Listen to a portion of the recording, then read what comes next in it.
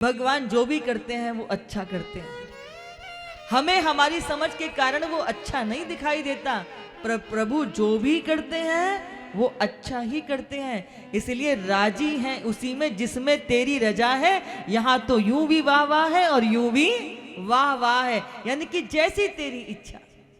अगर प्रभु ने तुम्हें संतान नहीं दी तो भगवान को धन्यवाद दो, क्योंकि तुम्हें संतान नहीं दी। तो दीदी माँ तो कई बार बहुत सुंदर एक बात कहते हैं, वो कहते हैं जिनके संतान नहीं होती सिर्फ उनको एक ही दुख होता है कि संतान नहीं है, लेकिन उनसे पूछो जिनकी संतानें हैं, पढ़े नहीं तो दुखी, हाँ, कहना नहीं माने तो दुखी, अच्छी बहू ना मिले तो दुखी है, बेटी को अच्छा परिवार ना मिले तो दुखी, नौकरी नहीं लगी तो दुखी। जब से संतान जन्म लेगी और जब तक बड़ी होगी हजारों चिंताएं मन में रहेंगी।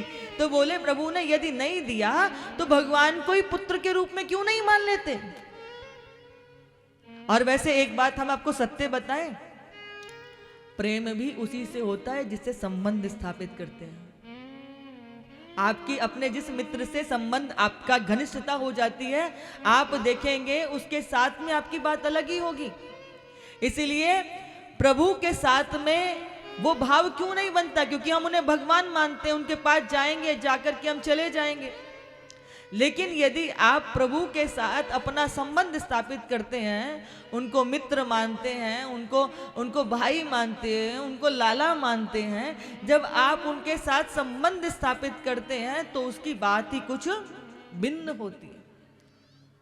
तो बोले कि संतान नहीं मिली तो कोई बात नहीं, तुम भगवान को ही अपना पुत्र क्यों नहीं मान लेते। तो वो ब्राह्मण कहने लगे क्योंकि आप संत हैं ना, आप संत हैं, आपके लिए कहना आसान है, लेकिन अगर आपने मुझे संतति का प्रसाद नहीं दिया तो मैं आपके चरणों में सर पटक पटक करके प्राण दे दूंगा। और मैंने शास्त्रों में पढ़ा है, संतों की यदि कृपा हो जाए तो कुछ भी असंभव नहीं है। इसलिए आप तो मुझे आशीर्वाद दे दीजिए, आप तो मुझ पर कृपा कर दीजिए कि मुझे पुत्र की प्राप्ति हो जाए। अब वो बार बार कहने लगे तो उन्होंने बड़ा समझाने का प्रयास किया। तो वो उनको एक बात बताने लगे। बोले एक व्यक्ति था, उसको 10,000 रुपये पेंशन मिलती थी। तो उसे 10,000 रुपये पेंशन मिलती थी, उसके 2 पुत्र थे, उनको पढ़ाया लिखाया योग्य बनाया, और योग्य बनाने के बाद उनकी नौकरी करी, घर मकान बनाकर के उनको व्यवस्थित कर दिया। अब वो रिटायर हो गया था, उसको 10,000 रुपये पेंशन मिलने लगी थी। तो बड़ा पुत्र कहता है कि पिताजी आप अपनी पेंशन मुझे ही देंगे, और छोटा कहता है कि पिताजी मुझे ही देंगे। बोले दोनों में से कोई मेरी चिंता नहीं करता, मेरी सेवा नहीं करता, बस उनकी दृष्टि किस पे लगी रहती है कि जो पेंशन है वो मुझे मिल जाए। बोले रोज रोज की इस कलह से दुखी हो गया हूं, और वो ट्रेन की पटरी पे जाकर के बैठ गया था।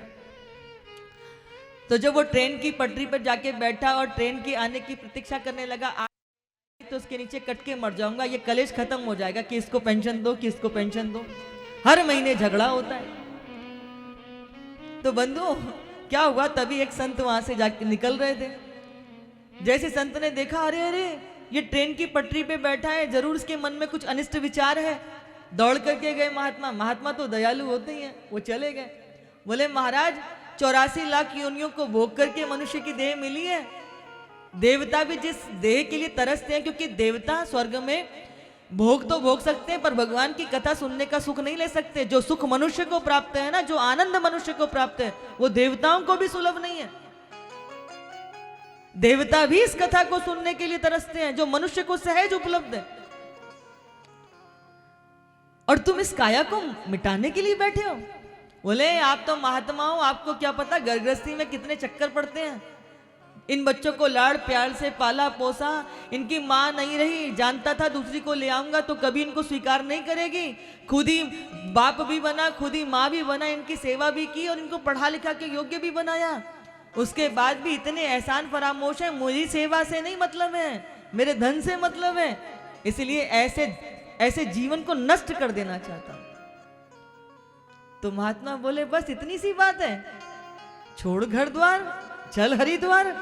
वहां तेरे पास धन है, संतों को खिलाना पिलाना सेवा करना, संत भी प्रसन्न रहेंगे और तू भी आनंदित रहेगा। जैसे ही हरिद्वार जाने की बात कही, ये तो चक्कर में पड़ गया। बोले नहीं नहीं महाराज, मुझे हरिद्वार नहीं जाना। बोले क्यों? बोले उन दोनों को देखे बिना रहा भी तो नहीं जाता। ये क्या है? ये आसक्ति है।